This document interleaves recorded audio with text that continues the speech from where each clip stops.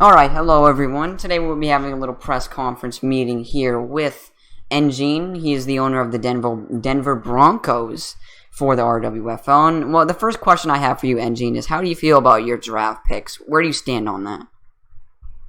I'm feeling pretty confident. I have a feeling that we're gonna go pretty far this season. The goal of this draft was to not only get good players, but to get players who have chemistry together and who know each other very, very well. And I'm assuming that the media picked up on that pretty quickly within my first three picks. Um, but that's all I have to say about that. I feel like that we may have one of the top draft classes this year, and once again, I think we're gonna go pretty far this season. Alright, so another question I have for you is how do you feel about your late round picks? A lot of people considered it controversial and risky to take two boomer bust picks in King Best and Adaptive Evan back to back. So how do you feel about those two now being on the team? Well, King Best is.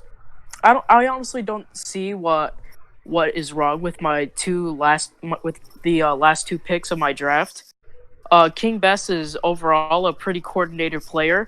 He knows what he's doing out there. He has a high football IQ, and I'm trying to think about how to word this here. All right, you know what? We'll just go back to that. But yeah, King Best is an overall coordinated player, and he knows what to do, and he has a high football IQ. And Adapted Evan, listen, he's probably, in my opinion, he's probably one of the most underrated, overlooked players in this draft, because Evan is, if you've seen him play in public servers, he is one of the best D linemen that you may have seen in a while, and he also knows how to catch the ball, and he knows how to get around defensive backs when he needs to. Alright, so question number three that I have for you is, do you think there's any chance, just any at all, of a quarterback controversy going on within the Broncos organization? Honestly, I feel pretty comfortable where we're standing with the quarterback situation, but obviously anything could change at any moment. But I don't really, as me announcing myself as the starter during the draft, I can see why people may laugh at that and why people may think that's a stupid decision.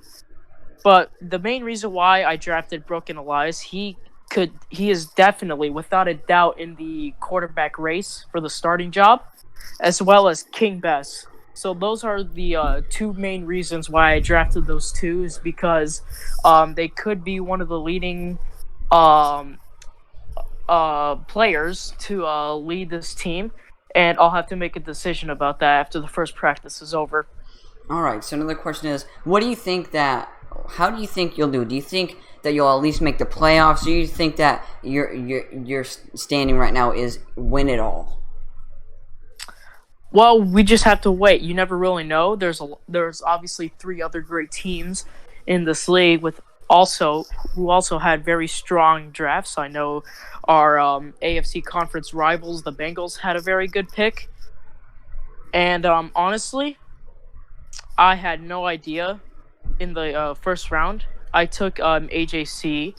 As you know, I took him number one overall. And then I saw the Bengals pick TTB, and I was like, "Wait, what the hell?" And then I later found out that you could actually pick him. I thought he was a commissioner, but it turns out he got demoted to media. So I should have thought twice about that. But if I picked TTB, he would have definitely have been the starter for this team. Another question that I have is, do you have any plans at all of signing anyone new in free agency here? Well, we'll just have to see what comes up. I already have some people in mind that I'm not going to tell the public, because someone, if I could say else could easily jump on to that player and offer them a contract before I could.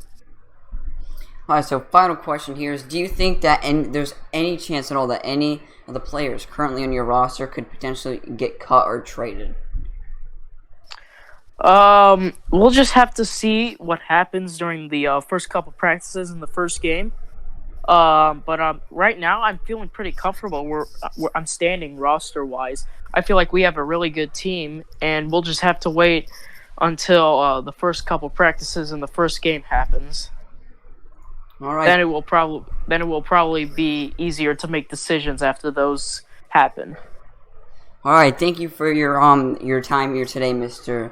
Engene, aka Danny, youthful Daniel, as people call you, because you're going to be the starting quarterback here, and a lot of people, obviously, a lot of controversy and buzz generating around that, but we'll just have to see until we see your play on the field here in week number 1 in the opening game for your season. So, thank you for your time, and that's going to be it for the interview.